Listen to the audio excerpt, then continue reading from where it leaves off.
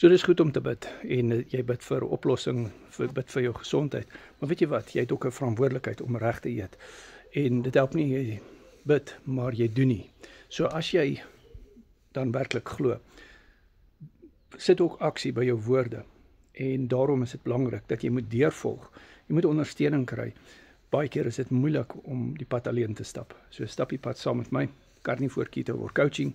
Ons het ook die Speel Bootcamp, wat 'n geestelike bootcamp is, waar jy tot toegang het, waar ons broadcast doen, maar die bootcamps is op Google Meet, Mindset Bootcamps. Die Speel Bootcamp is opsioneel, jy hoef nie by te woon as jy nie wil nie, maar ons het ook die opvoedkundige bootcamps. En doen jou deel reg. Dis reg om te bid, maar doen jou deel wat jy moet doen om reg te eet. Dis jou verantwoordelikheid. Dis niemand anders se verantwoordelikheid nie.